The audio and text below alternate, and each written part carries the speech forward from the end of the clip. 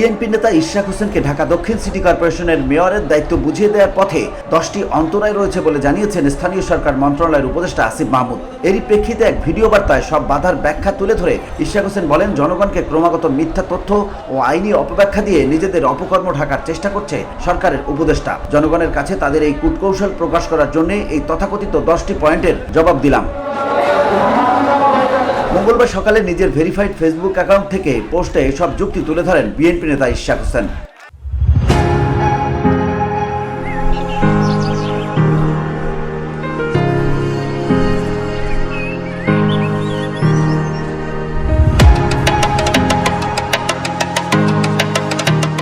ইশরাক হোসেন বলেন, সম্পূর্ণ ভুল ব্যাখ্যা দিয়ে 10টি তথাকথিত পয়েন্টে হাজির করা হয়েছে। সম্পূর্ণ আইনি বিচার বিশ্লেষণ করেই নির্বাচনী ট্রাইব্যুনাল অবশ্যই রায় দিয়েছে, আর আইনি বিচার বিশ্লেষণ করেই নির্বাচন কমিশন গেজেট প্রকাশ করেছে।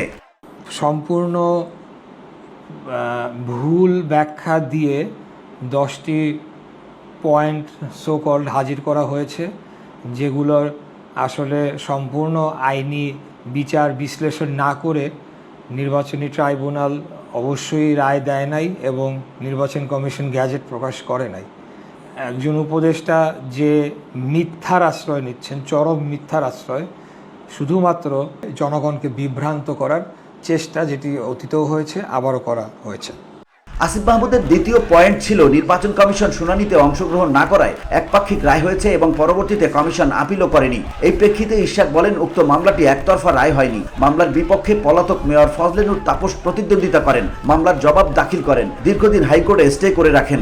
এ কারণে এটি একতরফা রায় নয়। উক্ত মামলাটি একতরফা রায় হয়নি।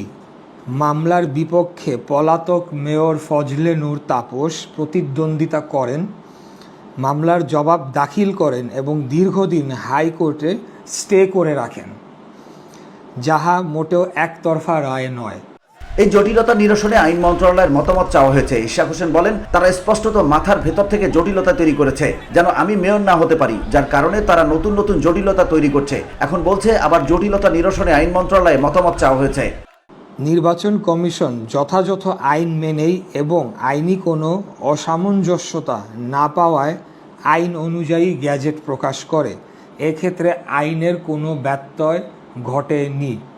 এখানেও সম্পূর্ণ যে কথাটি বলা হয়েছে একেবারেই পুরোপুরি মিথ্যা, এবং শুধু মিথ্যা না, আমি বলবো যে একটা গর্হিত অপরাধ, যে এরকম একটি রায়কে প্রভাবিত করার জন্য যখন এরকম একটি অবস্থা চলছে, এই ধরনের অপব্যাখ্যা, মিথ্যা ব্যাখ্যা দিয়ে জনগণকে বিভ্রান্ত করার চেষ্টা করা হচ্ছে। আওয়ামী আমলের অবৈধ নির্বাচনগুলোকে বৈধতা দেওয়ার প্রশ্নেও প্রাসঙ্গিক হয়ে উঠেছে। রাজনৈতিক দলগুলো যদি স্বীকার করে যে আওয়ামী আমলের নির্বাচনগুলো বৈধ, তবে সরকারের জন্য এসব প্রশ্নের সম্মুখীন হতে হবে না। ইশরাক এই প্রশ্নের জবাবে বলেন, আওয়ামী লীগের আমলের নির্বাচন নিয়ে আমার কথা বলার কিছু নেই। আমরা তাপসের মেয়রের প্রজ্ঞাপনকে চ্যালেঞ্জ করে মামলা করেছি, আর মামলার সব প্রক্রিয়া সম্পন্ন করে জিতে এসেছি। তাপসের মেয়রের প্রজ্ঞাপনকে অবৈধ করা হয়েছে এবং আমাকে মেয়র হিসেবে রায় দেওয়া হয়েছে। VOD Bangla news desk.